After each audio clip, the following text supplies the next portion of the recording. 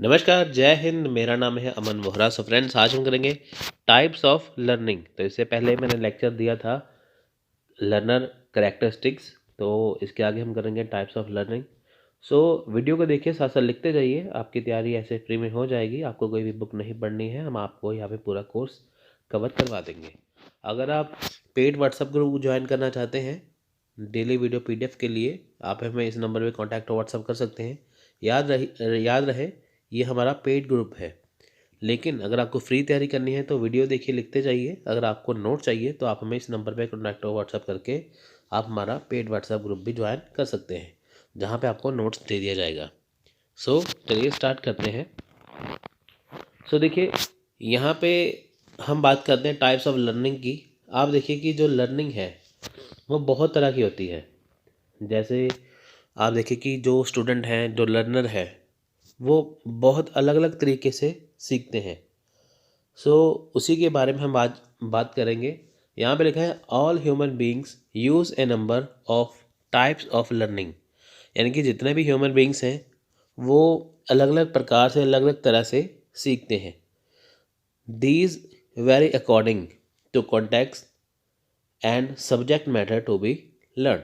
अब देखिए यहाँ पे क्या है कि हर एक चीज़ है। जैसे मान लीजिए कोई भी टॉपिक है, आप अलग तरीके से पढ़ेंगे, वो जो और है आपका दोस्त है वो अलग तरीके से पढ़ेगा। यानी कि कहने का ये मतलब है कि पढ़ने का नज़रिया और सीखने का नज़रिया बहुत अलग है। देखिए क्लास में जैसे 50 बच्चे हैं, 50 स्टूडेंट्स हैं क्लास में, तो जब टीचर उनको पढ़ाते हैं तो टीचर के द्वारा हर कही गई बात को हर एक बच्चा याद नहीं रख पाता। लेकिन कुछ ऐसे स्टूडेंट होते हैं जो उनकी बातों को फॉलो करते हैं, बुक्स को फॉलो करते हैं और क्लास में फर्स्ट आते हैं। तो टीचर सबको सेम पढ़ाते हैं, लेकिन होता क्या है, वो बच्चे थोड़े एडवांस हो जाते हैं जो ध्यान देते। तो इससे मतलब क्या है कि टाइप्स ऑफ जो लर्निंग है वो अलग अलग तरह से हैं। अब देखिए वही टीचर का लेक्चर सुन के कुछ बच्चे फेल हो जाते हैं, वही पढ़ के बच्चे क्लास में फर्स्ट आ जाते हैं, पास हो जाते हैं। तो वहाँ पे क्या है कि लर्निंग का मतलब है, यहाँ पे इम्पोर्टेंस क्या है, किसकी है, लर्निंग की। तो देखिए सबसे पहले यहाँ पे आती है सिग्नल लर्निंग। तो देखिए सिग्नल लर्निंग क्या है, the individual learner to make a precise response to a signal.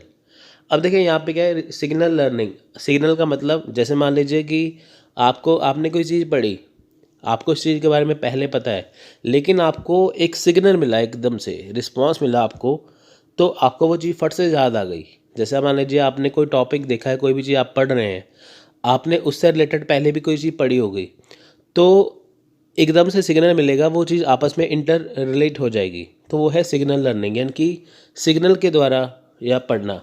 दूसरी बात यहाँ पे ये भी देखी जाती है कि जैसे सिग्नल लर्निंग आप ये देख सकते हैं, जैसे मान लीजिए कि आप कोई टॉपिक पढ़ रहे हैं, आप उसे किसी से कोरिलेट भी कर सकते हैं, या पढ़ते पढ़ते आपको एकदम से वो चीज़ दूसरी याद आ जाए। जैसे मान लीजिए आपने टीचिंग एप्टीट्यूड का ये लेक्चर पढ़ रहे हैं, अब आपके दिमाग में एक सिग्नल आपको मिल रहा है कि हाँ ये किसके लिए इंपॉर्टेंट है, ये इंपॉर्टेंट है लर्नर के लिए, है ना, ये टीचिंग के लिए नहीं है, ये किसके लिए, लर्नर के लिए। तो इसे कई बार देखिए it is also called S R learning. S R मतलब स्टिमुलस रिस्पॉन्स। अब देखिए ये तो है दूसरा पॉइंट, लेकिन कई बार सिग्नल को भी एस आर लर्निंग कह देते हैं। सो नेक्स्ट यहाँ पे देखिए स्टिमुलस रिस्पॉन्स लर्निंग। स्टिमुलस को हिंदी में कहते हैं उत्तेजना। सो स्टिमुलस रिस्पॉन्स लर्निंग क्या है, the learner acquires a precious response to the discriminate stimulus. what is learned in a is a connection or Skinner term a discriminated operand sometime called an instrumental response। अब देखिए ये बहुत important है। तो देखिए stimulus response learning होती क्या है, जब भी आप कोई नॉलेज लेते हैं, जब भी कोई लर्निंग चीज़ें जब भी आप लर्निंग करते हैं तो आप बहुत सारी चीज़ें पढ़ते हैं। आपने जो चीज़ पढ़ी है उसका कनेक्शन क्या है, वो किससे कनेक्ट कर रही है। जैसे मैं आपको ये टाइप्स ऑफ लर्निंग दे रहा हूँ, आप ये पढ़ रहे हैं, तो ये किससे रिलेटेड है, ये रिलेटेड है आपका टीचिंग एप्टीट्यूड से, ये रिलेटेड है आपका लर्नर कैरेक्टरिस्टिक से। तो आपका कनेक्शन हो गया ना ये वाला। तो हम जब भी कोई चीज़ पढ़ते हैं उसका किसी से कनेक्शन होना, किसी से कनेक्ट करना, वो होता है स्टिमुलस रिस्पॉन्स लर्निंग। सो नेक्स्ट है चेनिंग। अब देखिए word require is a chain if two or more such learning have also been described by physical or verbal response। अब देखिए यहाँ पे क्या है कि what is require, अब देखिए चेन होती है ना, चेन बनी होती है ना ऐसे, है ना, ऐसे ऐसे चेन बनी होती है ना। तो यहाँ पे क्या है, देखिए चेन में क्या है कि जब भी आप चीज़ कोई पढ़ते हैं, जैसे आपने मान लीजिए दो या दो से ज़्यादा कोई चीज़ पढ़ी है ना, जैसे what require is a chain if two or more such learning have also been describe by physical or verbal response. अब देखिए जैसे मान लीजिए आपने कोई चीज़ पढ़ी, दो या दो से ज़्यादा चीज़ें आपने पढ़ी, चाहे वो आपने फिजिकली तौर पे पढ़ी हो, चाहे आपने वो वर्बली बोल के पढ़ी हो, जैसे भी है, जब आप दो या दो से ज़्यादा चीज़ों को पढ़ते हैं, याद करते हैं, वो है चेनिंग, है ना। तो आपस मान लीजिए आपने कोई दो टॉपिक पढ़ लिए, उसके बाद आपने तीसरा टॉपिक पढ़ा, वो चेन बन गई आपस में, तो आपने वो टॉपिक को साथ में इंक्लूड कर लिया। जैसे मैंने कल लेक्चर दिया था लर्नर कैरेक्टरिस्टिक्स का, आज मैं दे रहा हूँ यहाँ पे टाइप्स ऑफ लर्निंग का। अब देखें यहाँ पे, जैसे आप पहले वो देखेंगे, फिर आप लर्नर कैरेक्टरिस्टिक्स देखेंगे, फिर आप टाइप्स ऑफ लर्निंग देखेंगे, ये क्या है आपस में, ये एक चेनिंग हो गई, है ना। तो दो या दो से ज़्यादा क्या है टॉपिक को पढ़ना, चाहे वो वर्बली हो चाहे वो फिजिकली हो। सो नेक्स्ट है यहाँ पे देखिए वर्बल एसोसिएशन। अब देखिए यहाँ पे क्या है, verbal association is the learning of chain that is verbal.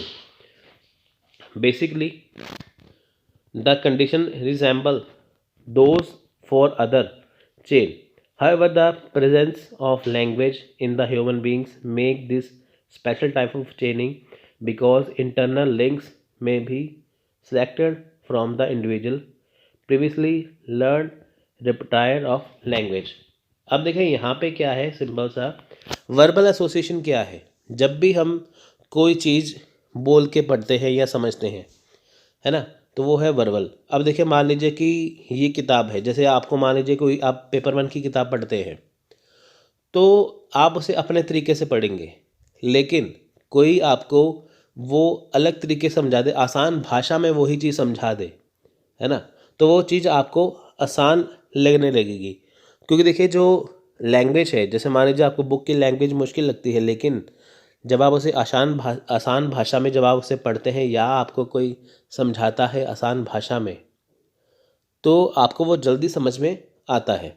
तो इससे क्या होता है कि जब भी आप उसे आसान भाषा में पढ़ते हैं, क्योंकि देखिए टॉपिक को समझना है, भाषा से कोई मतलब नहीं है, आपको टॉपिक के बारे में पता होना चाहिए। तो होता क्या है कि आपने जो पहले सीखा होता है ना, तो उससे आपको एक लिंक मिल जाता है कि आपने, जैसे मान लीजिए आपने 10 टॉपिक पढ़े, अब 11वां टॉपिक जब आपने पढ़ा आपको मुश्किल लगा, लेकिन जब आपने आसान भाषा में पढ़ा तो आपको वो भी आ गया, तो आपस में क्या है, आपका लिंक उसमें हो गया, है ना। तो उससे क्या होगा कि वो भी आपकी चेन होगी, क्योंकि ये देखिए ये भी एक तरह से चेनिंग है। जैसे आप हर एक टॉपिक करते जाएंगे वो आपकी चेनिंग उसमें बनती जाएगी। यानी कि जब भी आप चीज़ों को पढ़ते हैं आसान भाषा में, क्योंकि देखिए यहाँ पे लिखा है ना कि human being make this special type of चेनिंग। अब देखिए यहाँ पे क्या है कि जो लैंग्वेज है वो मोस्ट इंपॉर्टेंट है। अगर आपको लैंग्वेज मुश्किल लगती है आप उसे आसान भाषा में पढ़ सकते हैं, मतलब क्या है, सिर्फ चीज़ों को पढ़ना या समझना। सो ये है वर्बल एसोसिएशन। Multiple discrimination. अब देखिए the individual learners to as a number of different stimuli which may resemble each other in physical appearance to greater or lesser degree. It includes the fact which can be distinguished easily। अब देखिए multiple discrimination क्या है, जैसे कोई बच्चा बिहार से है, कोई यूपी से है, कोई दिल्ली से है, कोई पंजाब से है, कोई बंगाल से है, कोई महाराष्ट्र से है, कोई साउथ इंडिया से है। सो यहाँ पे क्या है कि अलग अलग स्टेट से सारे स्टूडेंट हैं, है ना। तो जैसे मान लीजिए कि बिहार के जो स्टूडेंट हैं वो हिंदी मीडियम सबसे ज़्यादा और यूपी के हिंदी मीडियम सबसे ज़्यादा प्रेफर करते हैं, लेकिन जब वो कहीं और जाते हैं, लेकिन जब उनको इंग्लिश मीडियम पढ़ना पड़ता है तो उनको इंग्लिश मीडियम में दिक्कत आती है। ऐसा ही जैसे दिल्ली में स्टूडेंट है, मुंबई में है, या ऐसे स्टूडेंट हैं जिन्होंने हिंदी ने पढ़ी नहीं है लेकिन इंग्लिश मीडियम उनको आसान लगता है। तो टॉपिक वही है लेकिन समझने का नज़रिया है, कुछ ऐसे हिंदी में समझेंगे हिंदी में, कुछ ऐसे इंग्लिश में समझेंगे। तो यहाँ पे क्या है कि मल्टीपल डिस्क्रिमिनेशन आ जाएगा, यानी कि वो चीज़ें उन्होंने सीखी नहीं होगी। लैंग्वेज का फ़र्क हो गया।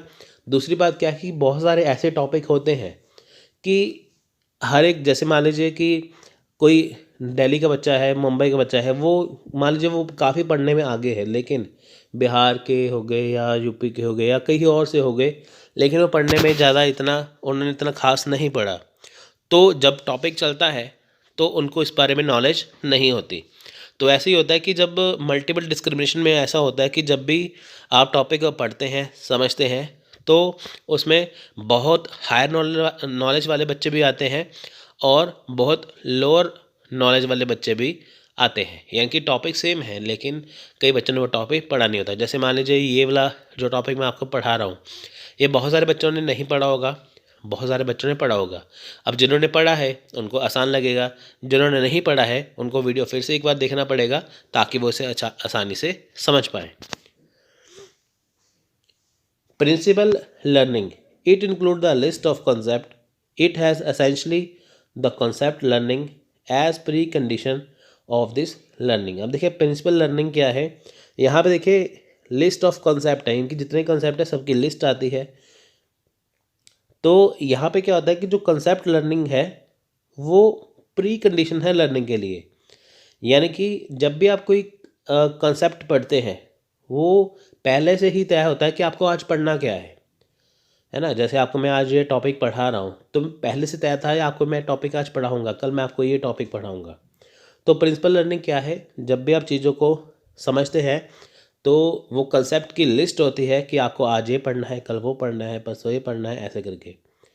तो वो सारी चीज़ें ही प्री कंडीशन में डिसाइड होती है। आप ये देखते हैं कि आज मेरे को ये पढ़ना है, होता है क्या है, सबसे पहले हम आसान चीज़ को पकड़ते हैं, फिर मुश्किल करते करते एंड तक चले जाते हैं।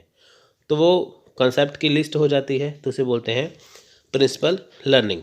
अब देखिए नेक्स्ट है concept learning. The learner acquires the ability to make common response to the class of stimuli even though the individual members of the class may differ widely from each other. The learner is able to make response that identifies an entire class of object of events. अब देखिए यहाँ पे क्या है कि concept learning में देखिए सबसे बड़ा रोल होता है कॉन्सेप्ट का। आप कोई भी टॉपिक पढ़ते हैं, कोई भी चीज़ पढ़ते हैं, उसमें मेन चीज़ क्या होती है कॉन्सेप्ट की। अब देखिए जैसे मान लीजिए कि क्लास है ना, क्लास है, जैसे आप इंडिविजुअल मेंबर है। देखिए इंडिविजुअल मेंबर होता है कि मान लीजिए 50 बच्चों की क्लास है, हर कोई इंडिविजुअल है उसमें, आप भी इंडिविजुअल है, क्योंकि देखिए समझना आपको है। पूरी क्लास का मतलब आपका ग्रुप, इंडिविजुअल मतलब आप खुद। यानी कि क्लास में बैठे हुए ही आपको खुद से समझना होगा, ये आपके ऊपर डिपेंड करता है। अब देखिए यहाँ पे क्या होता है कि जब भी आप चीज़ समझते हैं, कोई चीज़ सीखते हैं, तो आपको रिस्पॉन्स देना होता है कि ताकि जो क्लास में पढ़ाया जा रहा है आपको वो समझ में आए। जैसे मान लीजिए एक टॉपिक क्लास में चल रहा है, जैसे यही टॉपिक क्लास में चल रहा है या कोई भी टॉपिक क्लास में चल रहा है, तो 50 बच्चे उसे सुन रहे हैं, तो आपको वो कितना समझ में आया, तो आपको साथ में रिस्पॉन्स देना होता है, वो होता है कॉन्सेप्ट लर्निंग। सबसे बड़ी बात है कि चीज़ें देखिए सेम होती है, मेन बात होती है कॉन्सेप्ट की। हम कहते हैं कि हम प्रीवियस ईयर क्वेश्चन करके चले जाएं, एग्ज़ाम में हम पास हो जाएंगे, कभी भी नहीं ऐसा होगा। होता क्या है कि आप पहले कॉन्सेप्ट को अच्छे से समझिए। आप समझिए टीचिंग एप्टीट्यूड क्या है, रिसर्च क्या है, पूरा सिलेबस समझिए, पेपर 1 का क्या है, कॉन्सेप्ट को समझिए, आपके सारे क्वेश्चन आसानी से लगेंगे। तो कॉन्सेप्ट समझना क्या है, लर्निंग क्या है, कि आप कॉन्सेप्ट को कितना बारीकी से समझ रहे हैं। जब भी क्लास में आपको कॉन्सेप्ट समझाया जाता है तो आपका क्या रिस्पॉन्स रहता है वो आपको यहाँ पे देना होता है। सो नेक्स्ट है इंडिविजुअल डिफरेंस अमंग लर्नर। अब देखिए यहाँ पे इंडिविजुअल डिफरेंस बहुत है लर्नर में। इंडिविजुअल डिफरेंस मतलब, देखिए इंडिविजुअल मतलब होता है अकेला। जैसे मान लीजिए आप हैं, आपका मान लीजिए ग्रुप है 100 लर्नर का, तो आप उसमें इंडिविजुअल हैं, आपको खुद से समझना है कि आपको क्या समझ में आया क्या नहीं। बहुत सारे देखिए लर्नर हैं लेकिन सबका स्टाइल अलग अलग है। देखिए in case of learning one size fits all is not true. अब देखिए लर्निंग में क्या होता है कि एक ही साइज़ सब पे फिट हो जाना ये अच्छी बात नहीं है, ये कभी भी सत्य या ट्रू नहीं होता। क्योंकि देखिए हर एक का पढ़ने का नज़रिया अलग से है। जैसे मान लीजिए कि एक टॉपिक है, ज़रूरी नहीं है कि वो सभी को उसी लैंग्वेज में समझ आए, उसी भाषा में समझ आए। कई बच्चों को ये टॉपिक समझ नहीं आएगा, वो हिंदी मीडियम में हमारा लेक्चर देखेंगे। कईयों को हिंदी में समझ नहीं आएगा, वो इंग्लिश में देखेंगे। कईयों को ये समझ नहीं आएगा, वो किसी और से देखेंगे। कईयों को बुक से समझ नहीं आएगा, वो यहाँ से देखेंगे। तो कहने का मतलब क्या है कि जब भी आप कोई लर्निंग करते हैं, हर एक का स्टाइल अलग है, हर एक कोई अपने नज़रिए से पढ़ता है। Not everyone can learn in the same manner. अब देखिए, सभी पढ़ने का नज़रिया अलग अलग है। मेरा पढ़ने का नज़रिया अलग है, आपका अलग है। For example, while some student can not study with loud music, other need a calm environment. अब देखिए, जहाँ पे लाउड म्यूज़िक बज रहा हो तो स्टूडेंट वहाँ पे स्टडी नहीं कर सकते। कुछ स्टूडेंट, उनको क्या है कि शांत वातावरण चाहिए। वैसे भी ऑब्वियसली बात है, जब भी लाउड म्यूजिक बज रहा हो तो कोई भी उसे पढ़ नहीं पाएगा उसमें। Some learner can be comfortable with online courses but other may prefer textbook over online study material. अब देखिए, कुछ जो लर्नर है वो कंफर्टेबल होते हैं ऑनलाइन कोर्स में। जैसे हमारा एक ऑनलाइन कोर्स चल रहा है, वीडियो बिल्कुल फ्री है। अगर आपको वीडियो के साथ PDF नोट चाहिए, उसके लिए आपको ग्रुप ज्वाइन करना है ना। तो ऑनलाइन कोर्स में कुछ स्टूडेंट कंफर्टेबल है। कुछ स्टूडेंट क्या कहते हैं कि हमें ऑनलाइन कोर्स नहीं बढ़िया, हम क्या करेंगे कि हम टेक्स्ट बुक से पढ़ेंगे, हम ऑनलाइन स्टडी मटेरियल से पढ़ेंगे। तो ये देखिए, नज़रिया अलग अलग हो गया ना। कुछ बच्चे हमसे नोट्स मंगवाते हैं घर बैठे, वो इन्हीं बुक से पढ़ते हैं अपने तरीके से। कुछ जो है नोट्स के साथ साथ ये वीडियो देखते हैं, उनका अलग से नज़रिया है। Thus there are difference among learner, these difference are discussed below. देखिए, मैं स्लो इतना आपको पढ़ा रहा हूँ इसलिए कि ताकि मैं आपको जो भी पढ़ाऊँ वो आपको अच्छे से समझ में आए। तो देखिए, यहाँ पे क्या है कि बहुत ज़्यादा डिफरेंस है लर्नर में। अब देखिए, डिफरेंस क्या है? इंटेलिजेंस। अब देखिए, सबसे पहली बात क्या है इंटेलिजेंस की? There is a difference in intelligence level of different learners. It can affect their ability to grasp content. Some learners can understand quickly while other may need to spend more time. It also affects their ability to remember, recall and reinforce.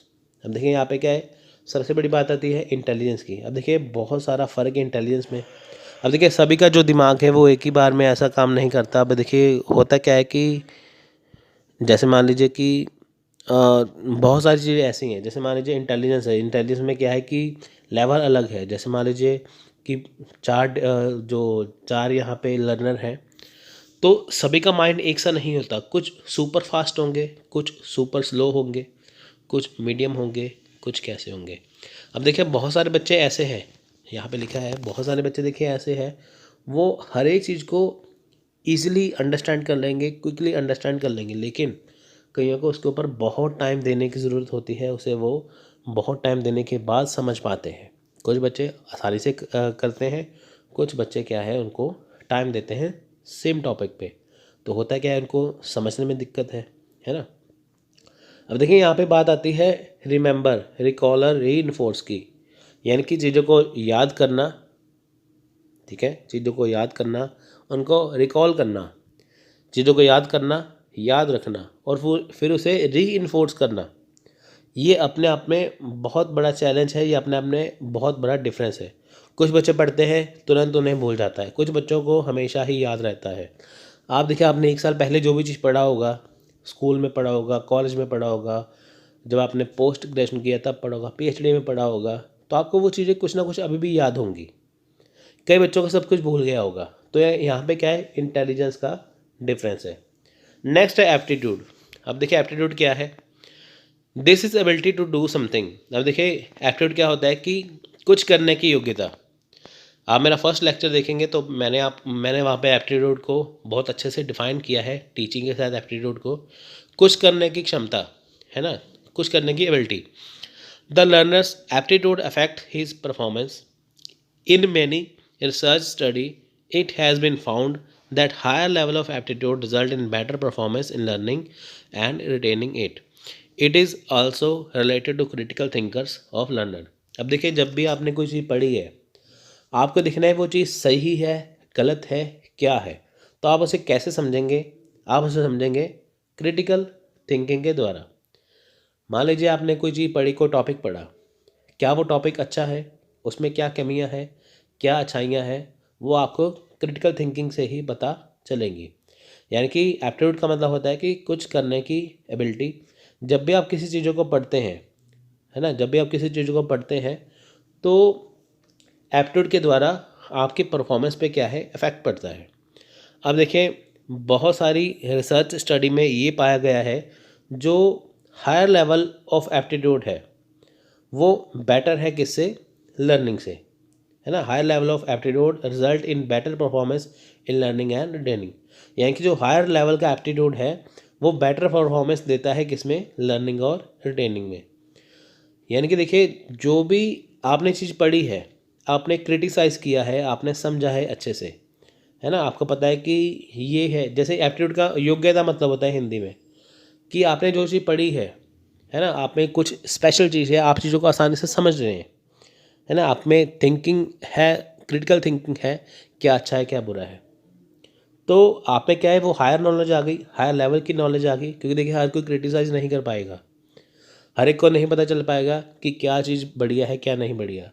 मान लीजिए 100 student हैं, उनमें से 10 student aptitude को follow करेंगे, तो ये चीज़ आती है एप्टीट्यूड में।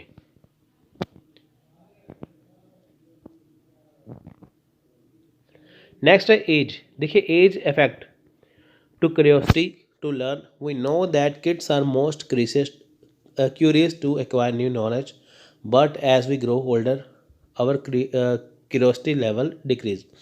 अब देखिए, एज का डिफरेंस है। जैसे मान लीजिए कि जो छोटे बच्चे हैं, 3 साल के, 4 साल के, 5 साल के, उनको हर एक चीज़ जो सीखनी होती है, उनको क्यूरियोसिटी होती है हर एक चीज़ को सीखने के लिए। लेकिन जब जब हमारी उम्र बढ़ती जाती है, हमारा क्यूरियोसिटी लेवल बिल्कुल डिक्रीज़ हो जाता है, डाउन हो जाता है। अब देखिए, जब आप छोटे बच्चे थे तब आपने बहुत सारी चीज़ें सीखी हैं, है ना, तो आप में बहुत सारी चीज़ें सीखने की क्यूरियोसिटी थी। लेकिन जब आप यूजीसी नेट की तैयारी कर रहे हैं, आपके मन में एक ही सवाल है कि फटाफट ये ख़त्म हो, हमारा एग्ज़ाम क्वालिफाई हो जाए और हम पीएचडी करें या किसी कॉलेज में एज ए असिस्टेंट प्रोफेसर लग जाए। तो यहाँ पे क्या है, आपको यहाँ पे क्यूरियोसिटी लेवल बिल्कुल आपका डिक्रीज़ हो गया, क्योंकि आपकी देखिए एज हो चुकी है, आपने बहुत कुछ सीख लिया है। अब आपको ये क्यूरियोसिटी है कि जल्दी से जल्दी हमारी जॉब लग जाए, हमारा एग्ज़ाम क्वालिफाई हो जाए। तो एज के अकॉर्डिंग होता क्या है, क्यूरियोसिटी लेवल डाउन हो जाता है। तो आप यही भाग दौड़ में रहते हैं, फटाफट हम जो भी करें उसको ख़त्म कर दें। आप ये नहीं देखते कि हम क्या नई चीज़ सीख रहे हैं। आपको ये होता है कि हाँ, ये जो सीखा है इसे ख़त्म करना है, एग्ज़ाम देना है, बात ख़त्म। तो होता क्या है कि एज के अकॉर्डिंग हमारा क्यूरियोसिटी लेवल डिक्रीज़ होता है। तो क्वेश्चन आए एग्जाम में, बताइए कि जो क्यूरियोसिटी लेवल है एज के अकॉर्डिंग बढ़ता है, घटता है, आपको लिखना है घट जाता है, डिक्रीज होता है। नेक्स्ट है मोटिवेशन। देखिए, every learner may have different motivating force for learning skill or anything else. It could be desire of employment, better salary, business success, a hobby or fulfilment, parents wish etcetera. It will help learner in staying focused. अब देखिए, दुनिया में हर व्यक्ति, हर person learner है, ठीक है।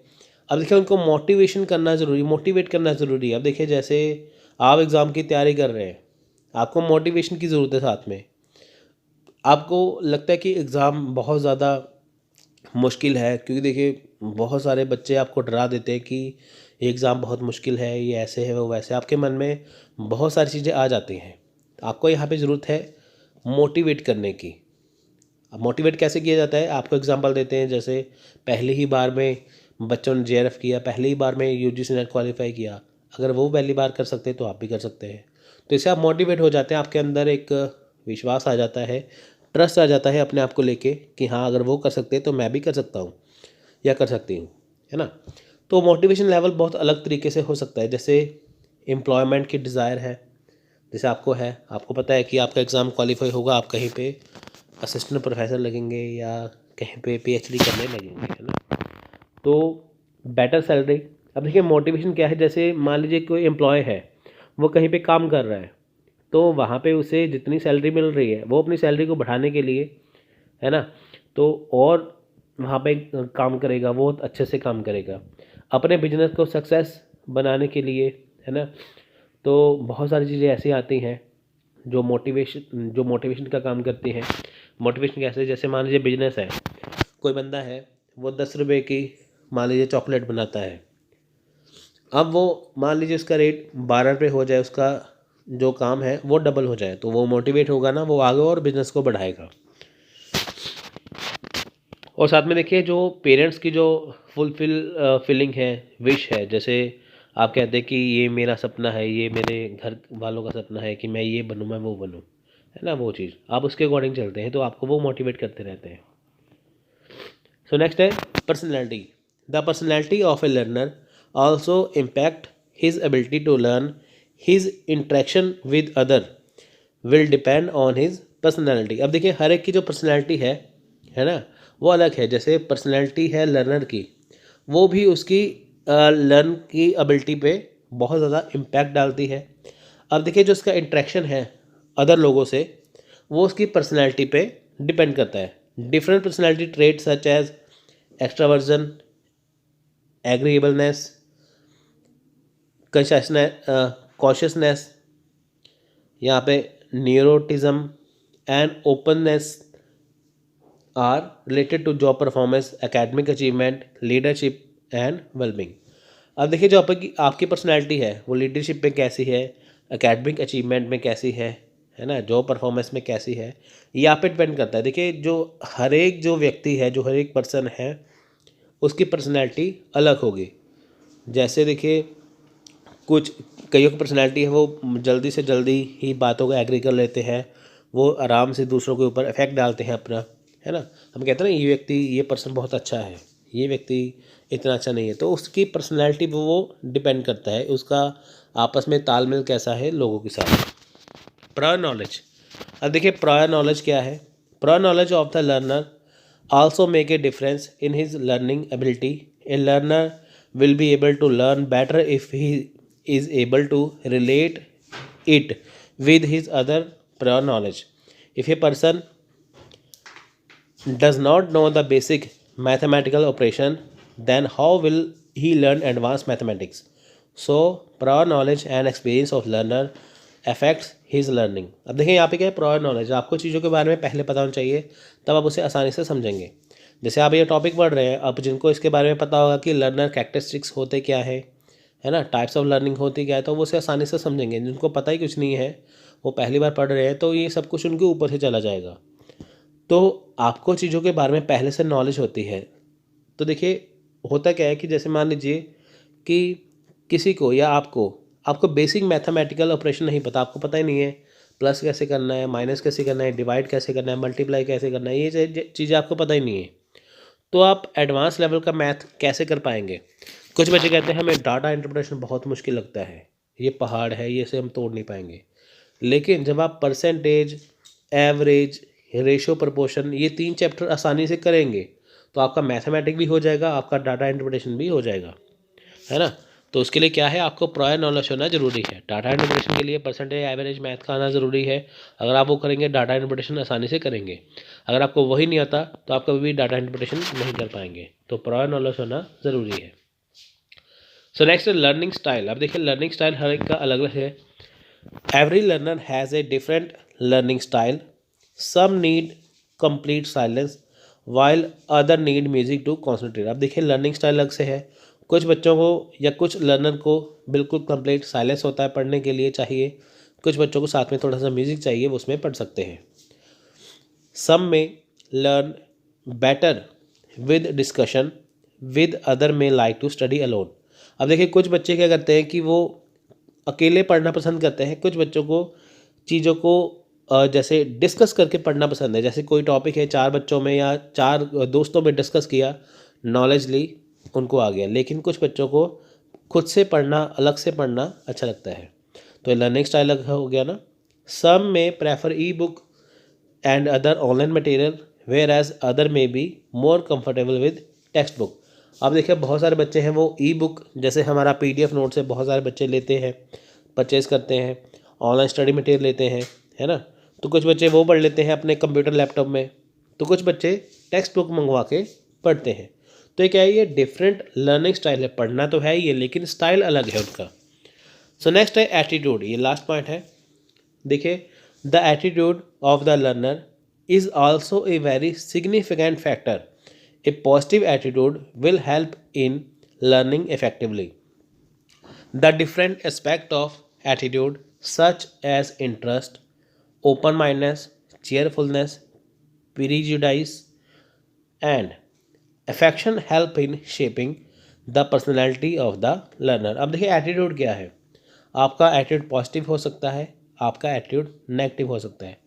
Attitude आपको simple भाषा में समझाऊंगा, आपको आसानी से समझ में आएगा। एटीट्यूड क्या है कि जैसे आपने चीज़ पढ़ी, आपको बहुत सारी चीज़ों का ज्ञान आ गया, बहुत सारी चीज़ें आपको नॉलेज में आ गई, आपका एटीट्यूड हाई लेवल का हो जाएगा। आप समझेंगे कि बाकी बच्चे बेवकूफ़ हैं, मेरे को सब कुछ पता है। तो वो होता है नेगेटिव एटीट्यूड। लेकिन पॉजिटिव एटीट्यूड क्या है, आपको सारी चीज़ें पता है, लेकिन फिर भी आप कोशिश करते हैं कि चाहे कोई आपसे छोटा है, चाहे कोई आपसे बड़ा है, आप उससे कुछ ना कुछ सीखते रहते हैं। वो है आपका पॉजिटिव एटीट्यूड। तो ये है आपका एटीट्यूड, है ना। आपका किस में इंटरेस्ट है, आपका खुले विचार हैं आपके, ये सारी चीज़ें आपके एटीट्यूड में आती हैं। तो हमेशा ही पॉजिटिव एटीट्यूड को अपनाना चाहिए अगर आपको अच्छे से पढ़ना है। मैंने आपको बताया ना पॉजिटिव नेगेटिव एटीट्यूड का। नेगेटिव मतलब आपको चीज़ें आ गई, आपने सोचा इसके बाहर कुछ नहीं है, मेरे को सब कुछ आता है। पॉजिटिव क्या है, आपको चीज़ें आ रही है और आप बहुत ज़्यादा पढ़ते जा रहे हैं आगे, तो वो होता है आपका एटीट्यूड। सो नेक्स्ट है यहाँ पे इन्वायरमेंट। अब देखिए यहाँ पे इन्वायरमेंट क्या है। देखिए environment for effective learning the learner should be in comfortable environment. Different learner can be comfortable in different type of environment. Some can be learn better in group or if they are other learner around them, such as in a library, whereas some other may prefer learning individually। अब देखिए ये same environment वाला same factor है learning style से related. अब देखिए environment क्या है, कुछ बच्चे लाइब्रेरी में पढ़ना पसंद करते हैं, कुछ बच्चे खुद से अलग से पढ़ना पसंद करते हैं, कुछ बच्चे बिल्कुल साइलेंट इन्वायरमेंट चाहते हैं, कुछ बच्चे थोड़ा सा म्यूज़िक चाहते हैं। तो कुछ बच्चे देखिए हर एक तरह से जो पढ़ने का जो स्टाइल है वो अलग है, जो इन्वायरमेंट है वो अलग है। कुछ ग्रुप में पढ़ते हैं, है ना, कई बच्चों को खुद से पढ़ना, अलग पढ़ना अच्छा लगता है। तो ये क्या है, इन्वायरमेंट। नेक्स्ट है health. The health of the learner influence his ability to learn, remember and recall. A learner with poor health will not able to concentrate. The teacher should take extra care of student with poor health. For example, a student with poor eyesight can be seated in the first row in the classroom। अब देखिए जो health है ये most important है। अगर आप healthy हैं तो आप चीज़ें आसानी से पकड़ पाएंगे, कर पाएंगे। अगर आप हेल्दी नहीं हैं तो आप चीज़ों को आसानी से नहीं कर पाएंगे। जैसे मान लीजिए कि किसी की आंखें कमज़ोर हैं, किसी की पुअर आईसाइट है, तो टीचर क्या करेंगे, उसे क्लास में सबसे पहले फर्स्ट रो में बिठाएंगे ताकि वो अच्छे से देख पाए, समझ पाए। तो ये एक बार एग्ज़ाम में क्वेश्चन आया भी था, जब क्लास में मान लीजिए कि किसी बच्चे की आंखें कमज़ोर है, पुअर आई साइट है, तो ऐसे टीचर आप क्या करेंगे, तो उसे आप आगे बिठाएंगे फर्स्ट रो में। तो ये जो चीज़ें आपको मैं पढ़ा रहा हूँ इनसे क्वेश्चन डेफिनेटली निकलेंगे। मेरी हर एक बात का यहाँ पे मतलब है, उससे क्वेश्चन बनेगा, तो आप इसे बिल्कुल अच्छे से करिए। The individual difference of the learner are not address in a teacher centred method of teaching. अब देखिए जो इंडिविजुअल डिफरेंस है लर्नर में, ये टीचर में नहीं आता, ये आता है सिर्फ लर्नर में। अब देखिए जो लर्नर है वो अलग अलग तरह के हैं। कुछ बच्चे पढ़ने बढ़िया हैं, कुछ नहीं बढ़िया है, कुछ पुअर है, कुछ इंटेलिजेंट हैं, कुछ एक्स्ट्रा ऑर्डनरी हैं, कुछ ऑर्डनरी हैं, कुछ नॉर्मल है ना। तो ये आती है इंडिविजुअल डिफरेंस, किस में आता है, लर्नर में। अब ये टीचर में नहीं आता है, टीचर सेंटर्ड मेथड में नहीं आता, क्योंकि देखिए टीचर ने तो पढ़ाना है, टीचर के काम है 50 बच्चों को एक बार में पढ़ाना। तो मेन काम किसका है, बच्चों का पढ़ना, उनको कैसे समझ में आ रहा है। As in this method the teaching activity are one size fit all type. अब देखिए इसमें जो टीचर की एक्टिविटी वो कैसी होती है, one size fits all type. क्योंकि देखिए जैसे वो 50 बच्चों को पढ़ा रहा है या 100 बच्चों को पढ़ा रहा है, जैसे मैं आपको देखिए लेक्चर दे रहा हूँ, जैसे इंडिया का बहुत सारे बच्चे देख रहे हैं, तो मैं आपको एक ही चीज़ में, एक ही स्टाइल में आपको मैं पढ़ा रहा हूँ, है ना, फॉर एग्जांपल। तो मेरा क्या मतलब है, वन साइज़ फिट ऑल, यानी कि जो मैं आपको पढ़ा रहा हूँ वो हर एक को समझ में आए। वो टीचर का हमेशा यही होता है कि टीचिंग एक्टिविटी में जो वो पढ़ा रहा है बच्चों को वही समझ में आए। तो बच्चों को कैसे समझ में आता है ये बच्चों के ऊपर डिपेंड करता है, ये लर्नर के ऊपर डिपेंड करता है। But in case of learner-centered method of teaching, the individual needs and difference of the student are addressed, and also student have two options to learn as per their comfort level. अब देखिए, मान लीजिए कि class में बच्चे पढ़ रहे हैं, लेकिन कुछ बच्चों को चीज़ समझ में नहीं आ रही, उनको एक्स्ट्रा नीड है, इंडिविजुअल नीड है बाकी बच्चों से, यानी कि ध्यान लगाने की ज़रूरत है। तो टीचर क्या करते हैं, तो उनको एक्स्ट्रा क्लासेस देते हैं, है ना। तो स्टूडेंट क्या करते हैं, वो अपने कंफर्ट लेवल पे पढ़ते हैं। जैसे मान लीजिए टीचर क्लास में बच्चों को पढ़ा, जैसे मान लीजिए आपने मेरा लेक्चर पढ़ा, कईयों को देखिए ये लेक्चर देखते साथ ही एक ही बार में सब कुछ आ जाएगा, लेकिन कई बच्चों को कंफर्ट लेवल अपना देखना होगा, उनको ये 4-5 बार या 5-6 बार लेक्चर देखना होगा, तब जाके उनको समझ में आएगा। तो ये क्या है, ये अलग अलग तरीका है। सो फ्रेंड्स, ये था आज का लेक्चर। अगर आपको बिल्कुल फ्री करना है तो आप वीडियो देख के लिखते जाइए। अगर आपको साथ में नोट्स चाहिए तो आप हमारा पेड व्हाट्सएप ग्रुप ज्वाइन कर सकते हैं। आप हमें पेपर 1 पेपर 2 के लिए इस नंबर पे कांटेक्ट और व्हाट्सएप कर सकते हैं। यहाँ पे आपको daily video, PDF notes, practice set आपको मिल जाएगा, आपको लिखना नहीं पड़ेगा। याद रहे, ये पेड व्हाट्सएप ग्रुप है।